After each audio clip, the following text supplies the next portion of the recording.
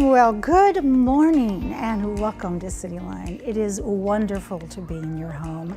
It is a sunny Thursday morning. The cherry blossoms have decided to visit and it is gorgeous outside.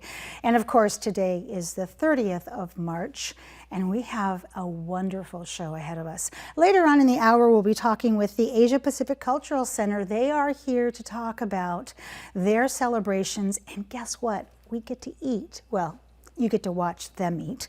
Rebuilding Hope Sexual Assault Center for Pierce County. Carlin and Christina are here to talk about their presence in Pierce County and also a very important event that's coming up that you want to be aware of. Workforce Central. Workforce Central is here. Katie and Tamar, those two never sleep. Their work does not stop. But they're stopping in today to say hello to us on the comfy couch. And then with me right now, if you saw the wide shot, you probably saw a table and some really beautiful accoutrement for our last episode, our last segment in this hour. But you also saw two sharply dressed individuals.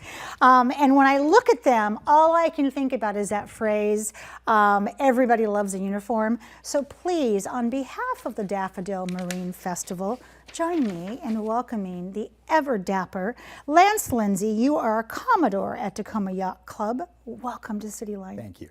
It's good to have you here. You brought with you your sister from another mother. You guys are so close. Carissa Milligan, you are the Vice Commodore of Tacoma Yacht Club. I love that title. Do you make your children call you Vice Commodore? Or Her Majesty. There we go, HRH. Yes. Yeah, I love that. So if someone does not know what the Daffodil Marine Festival is all about, maybe they moved here during COVID, because it's been a while since we've really been in full regalia. Lance, explain to us, what is it all about, that Daffodil Marine Festival? So the Daffodil Marine Festival is actually just a part of the larger Daffodil Festival. So the Pierce County Festival, where we celebrate the princesses and have that event. And we've been involved in the Daffodil Festival for 87 of its 90 years. So we've been along pretty much the whole time. Oh, and we have a beautiful poster here. Yeah. Actually, is that what's on the pins on your lapel? That's on our pins right here. Okay, yeah. And they can, and the public can buy these pins, can't they? They sure can. So bring some change when you're going down to the marina. These are beautiful. Mm-hmm. Do we know who designed this? So the logo is designed, the master logo is designed by the Daffodil Festival. And then the Yacht Club, we can take their logo and kind of doctor it up a little bit for a marine. So you can see our bird yard, little flag there. So we've actually taken their logo and kind of made it kind of marine-centric, so to speak. Absolutely. So I see the Narrows Bridge, and I also see other bridges. So when does this event take place? And then we're going to get into the who, what, where. So really the first part of the whole thing is when we have our guests arrive on boats, and they come in and they come into our marina, our basin. Around the 13th of April, they start to come in, and they come in large numbers. We have a large number of boats. But really the big part of the Marine Festival takes place on the 15th and 16th of April, with the culminating activities on the 16th, where we have our flag ceremony, a big ceremony, yes. And we have our big marine parade on the water, which is very exciting. And it's beautiful. So speaking of that beautiful regala on the water, Carissa, who is invited to attend the event? So our festival at the clubhouse we invite yacht clubs from all over the sound here. And so we've got about 30 yacht clubs that'll come and attend. And then we'll do the flag ceremony with our dignitaries and of course, our daffodil princesses. Mm-hmm. And then the marine parade itself, we've got about 100 or so boats that'll be in the parade. So it'll start at our Tacoma Yacht Club. And then everybody in the public is invited to come along Schuster Parkway and just enjoy the festivities, June Park, stand on top of the hills there, enjoy the beautiful parade as it passes by all the way down to the Foss Waterway. So it's open for anybody. Absolutely. I mean, it is, I have seen this. I've seen the boats go out. I've seen the yellow daffodils, the sunshine. If you stand on Jack Wilson Walkway, you get the best view. of the whole leaving and coming with the boats. You mentioned a couple of phases here. Are those the key elements of the event, or is there more we need to tell people about?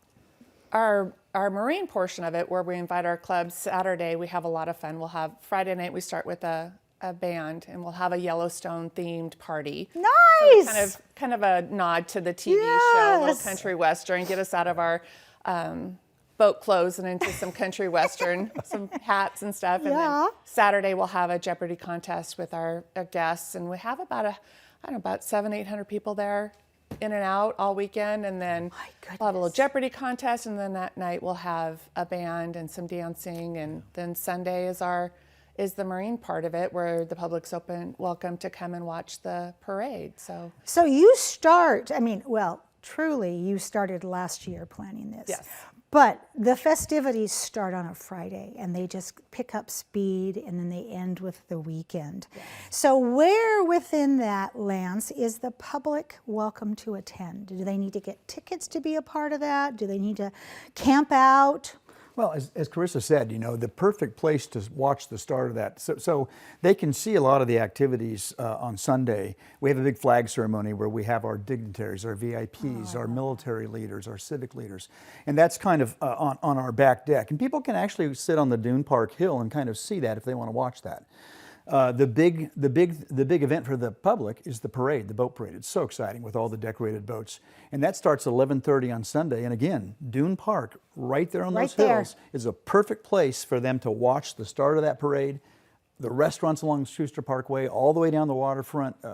There's lots of places. The Glass Museum is an excellent place to watch the end of the parade. So that's really the public access, is to watch all those festivities take place. So I just had this quick vision. I'm down there in Dune Park. I'm watching all of the opening. And then once you're out of my eyesight, then I zoom to the Museum of Glass, grab something to eat, because there's great places to eat down there, and then camp out for your back. Yeah. I love that. Yeah, it's going to take about an hour to get down there, so they'll have time to go from Dune Park and maybe watch the end. How many attendees do you expect, given during COVID, it was almost nearly impossible to replicate what we are speaking about. It wasn't safe. So for this first year fully back, Lance, how many do we expect? As Carissa said, in our clubhouse, for some of the yachting organizations and boating organizations, we'll have hundreds of people. We'll have hundreds there. And I'm sure that for watching the parade, we're going to have hundreds of people, and as many people as can watch along that waterfront. So we're looking for a good crowd this year, and watching to see all those people on the shore watching the parade. Oh, and the looks on their faces. Yeah. I love watching the kids when the parade starts, because there's this moment with children when they look at a boat, and then they look at the flowers, and you can see they're thinking, that's not how that looks in my bathtub. Right. But they're really thrown off by flowers, flags, and boats. Right. They don't go together in the same sentence unless you are the Daffodil Marine Parade. Right. Carissa, how does this event support the Pierce County Daffodil Festival? We are really proud of being able to support the Daffodilians and our daffodil, our princesses. So during coronation, we will present the Miss Congeniality. So our shipmates, our auxiliary, women's auxiliary, our shipmates give the Miss Congeniality a $1,000 scholarship. And then we award that during their coronation, which is just a really beautiful event. So being able to support the Daffodilians, and then also our community, and giving back to having this parade, and the yacht clubs really take pride in their decorations and making the floats and making it a really big event. So it's just something we're really proud of. Yeah, I have this thought that has just come to my mind, that the Daffodil Marine Festival does lower barriers. I know in the past, before COVID, there were some of the daffodil princesses who had never been on a boat before. Yes. Didn't know anything from starboard to aft, didn't know any of that, starboard, excuse me, not starboard, but didn't know any of that. And it does support that. And also the money you raised goes right into a scholarship. And that is really what the Daffodil Festival is known for, is taking this group of girls and elevating them, and doing the whole cradle to college experience. Carissa, how many volunteers does it take to make this happen, and do they report to you? Fortunately not. Yay, okay, good. We have a really lovely group of people. So we've got 2 sets of co-chairs, and they will be in charge of it through the thing. And then there's subcommittees of about 40.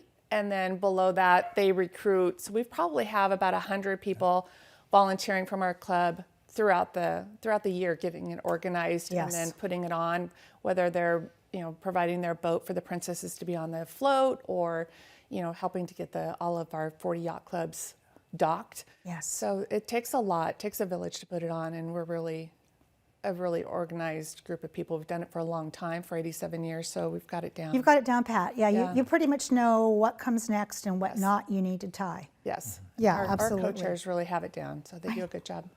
I love this. So last question in this last minute and a half here, Lance. First off, in the years that you've been doing this, how does this event impact the community? And then who do we need to thank? Well, the impact of the community, of course, we talked about the Daffodilians supporting the whole festival.